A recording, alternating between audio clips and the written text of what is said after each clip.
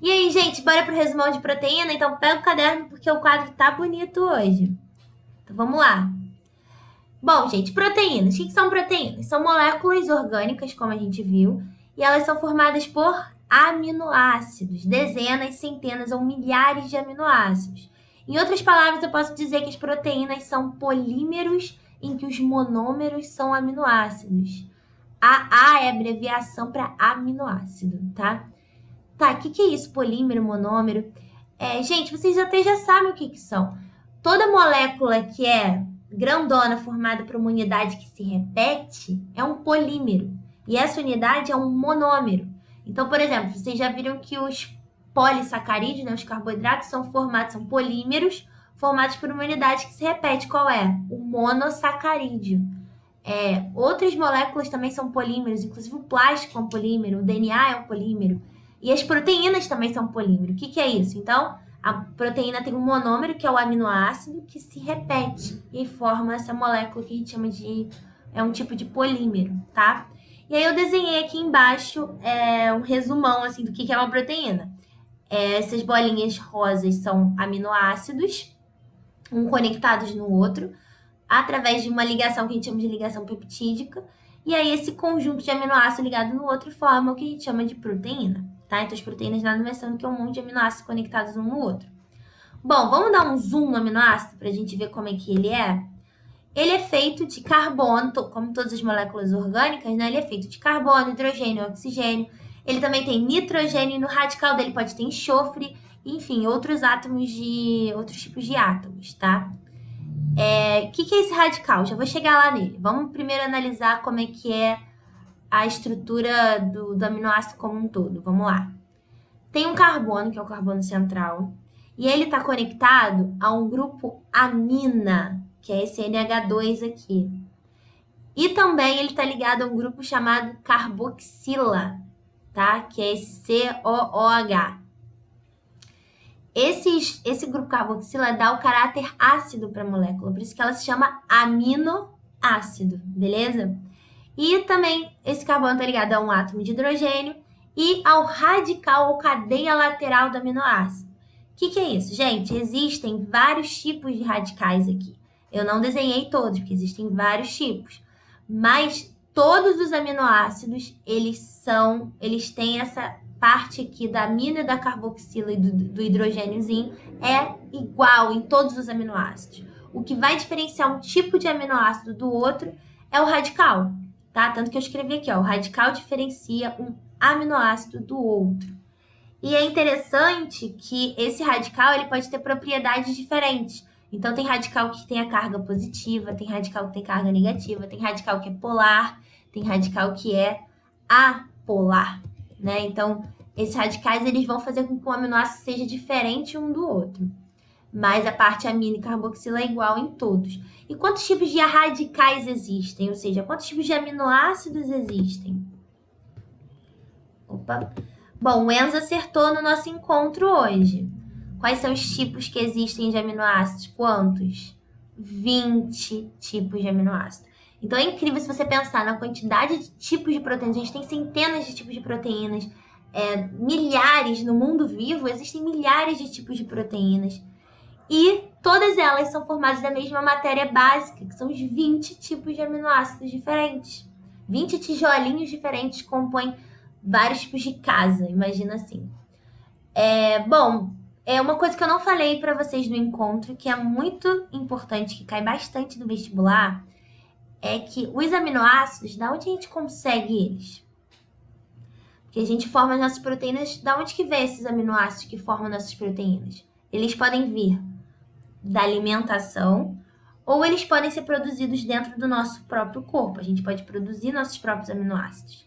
Os aminoácidos que a gente não consegue produzir, ou seja, eles obrigatoriamente têm que estar na nossa alimentação, numa alimentação saudável, são os aminoácidos chamados de essenciais. Todo mundo já deve ter ouvido isso, né? Aminoácidos essenciais. Dos 20, são 8 que são essenciais, que a gente precisa ter na nossa alimentação, senão a gente vai ter doença, pode morrer, tá? E os aminoácidos que a gente produz são os não essenciais ou os naturais, tá? Que são os outros 12. Essa figura aqui eu peguei do livro e esse capítulo aqui que eu passei para vocês é para vocês lerem, tá? E tem 7 páginas só, mas vocês nem precisam ler agora as 7 páginas. Por quê? Eu quero que vocês leiam até aqui, ó. Até funções da proteína. Não precisa ler as funções da proteína. As funções a gente vai ver na semana que vem. Então, lê até aqui, ó, página 4, tá bom? Tranquilão. Nesse final aqui da página 4 tem esse box que é sobre os aminoácidos essenciais, que é da onde eu tirei essa figura. E aqui ele vai explicar qual é o problema de você não comer esses aminoácidos, o que é, qual a diferença de má nutrição para subnutrição, quais são as doenças associadas, tá?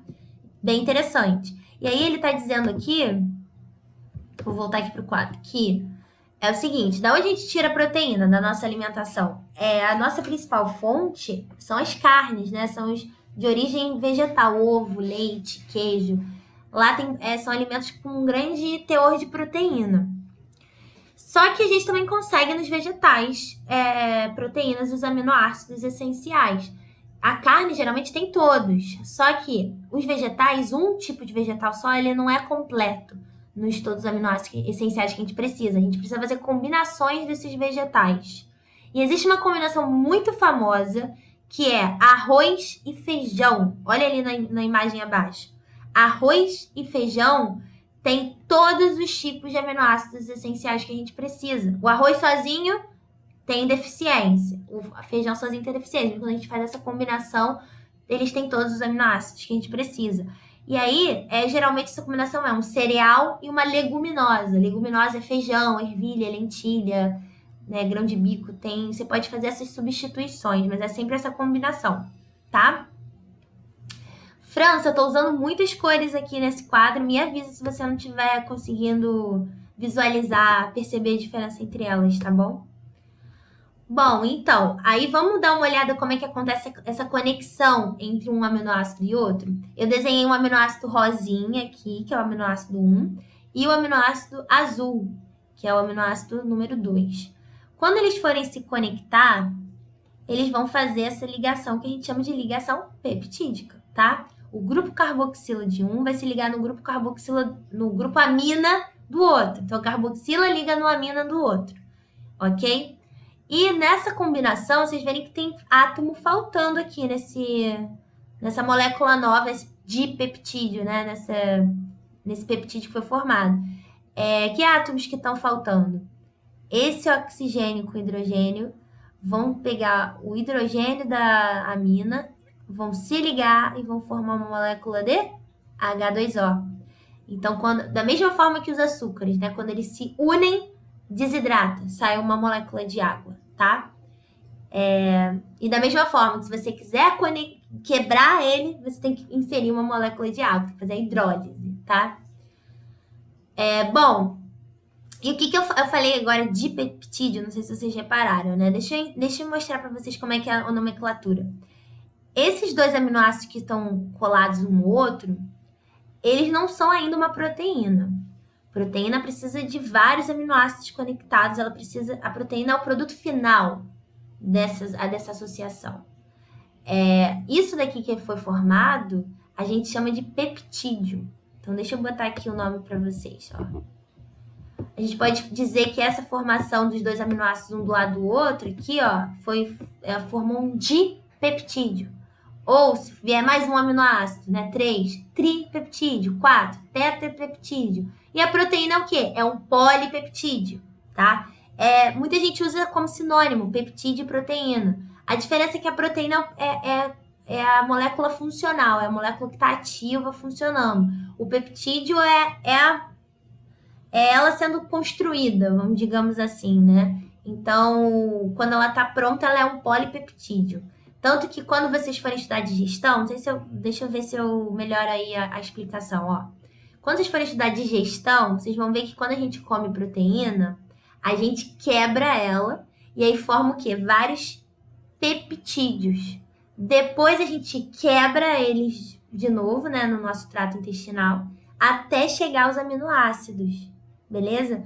Então, é isso que eu quis dizer, assim, proteína, ela pode ser quebrada em vários peptídeos. E aí, no final, é que a gente vai ter o aminoácido. Lembrando que quando a gente come uma proteína, por exemplo, da vaca, a gente está comendo um bife e está comendo proteína da vaca. Ou do feijão, ou de algum outro alimento.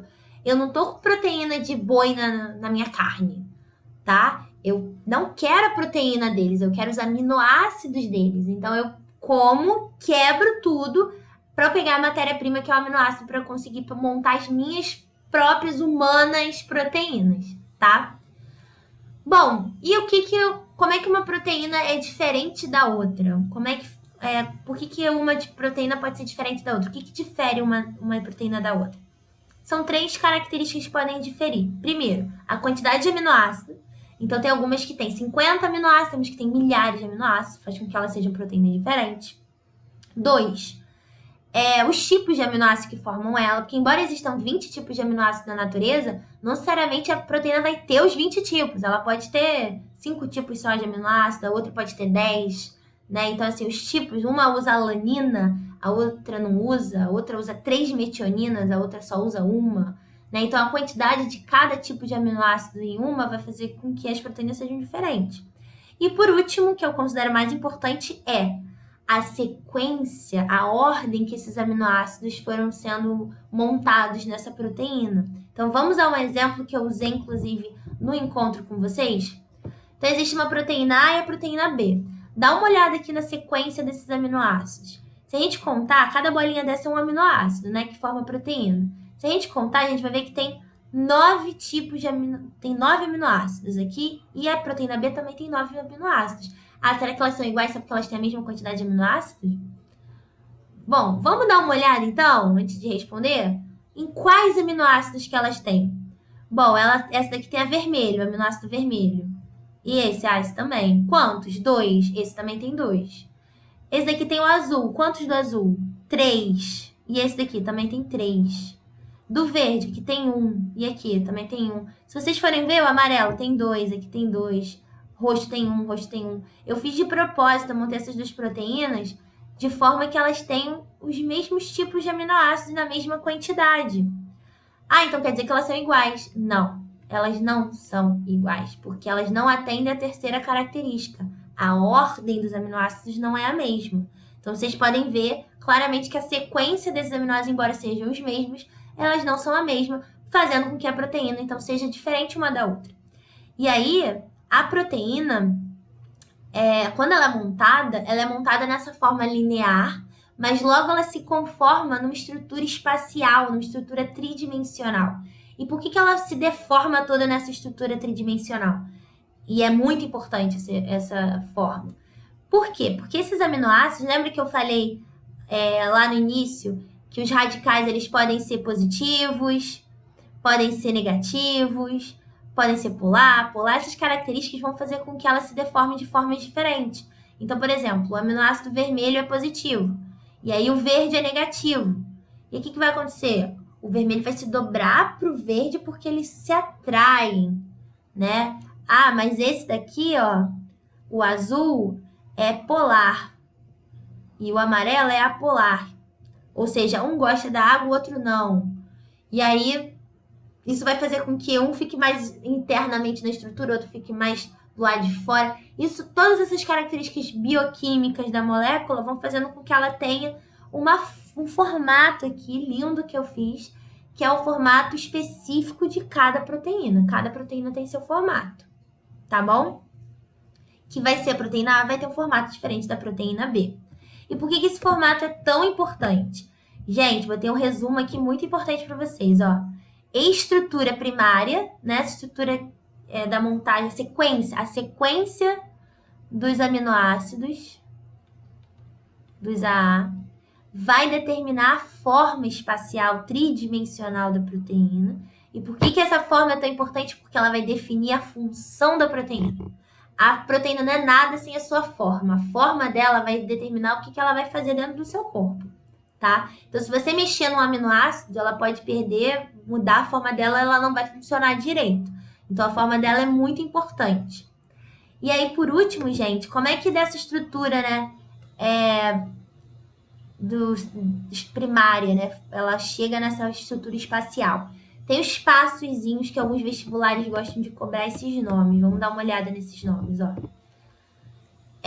Então, isso daqui é uma analogia que foi feita com um telefone, que inclusive tá aqui no livro de vocês. Aqui, ó. Eu peguei do livro de vocês. Que é assim, ó. Essa parte aqui do... Vou fazer de colorido mesmo. Essa parte aqui do telefone, ó, ela é linear, tá vendo? É estrutura um aminoácido do lado do outro, né? Normal. Agora, esses aminoácidos, essa cadeia polipeptídica, né, de aminoácidos, ela pode começar a se enrolar, a fazer hélices. E aí é o fio do telefone aqui, ó, se enrolando. Essa é a estrutura secundária, tá? Então, essa daqui é a linear, que é a primária. E aí, a secundária é quando ela começa a se enrolar. Mas ela ainda não tá pronta. Quando ela começa a se enrolar sobre ela mesma, dá uma olhada aqui, ó, o fio começa a embaraçar, isso é a estrutura terciária. E aí, a maioria das proteínas está pronta. Aí sim, é uma proteína, né? Uma proteína ativa. Mas algumas não estão prontas na terceira. Então, a terceira é uma fase ativa da proteína, da maioria das proteínas. Mas algumas só ficam ativas quando elas passam para a estrutura quaternária. O que é a estrutura quaternária? Olha ali em cima na analogia do telefone. Imagina lá, o fio do telefone todo enrolado em torno dele mesmo. Tá lá, estrutura terciária. Imagina que vem outro telefone, né? Outro fio e se enrola sobre ele mesmo. Quer dizer, desculpa, enrola nessa estrutura terciária. Ou seja, são duas estruturas terciárias enroladas entre si. Isso é uma quaternária. Beleza?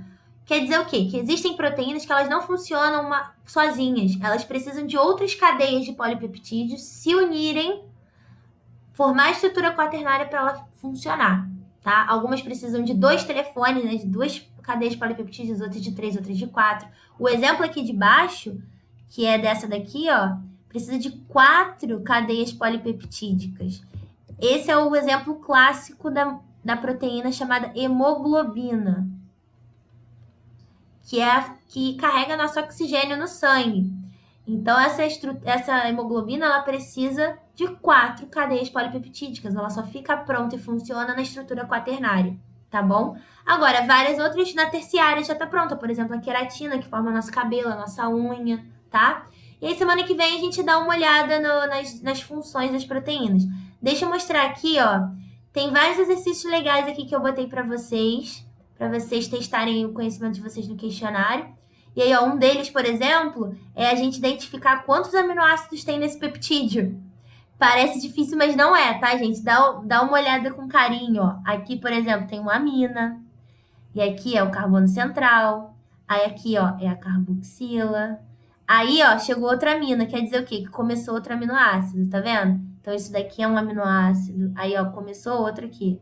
Aí aqui é outro, ó. Essa amina é do outro. Então, você vai contando aí quantos aminoácidos tem para você achar a quantidade, tá? Tem outras questões aqui muito legais que eu fiz para vocês, tá? Então, eu vou aguardar aí a resposta.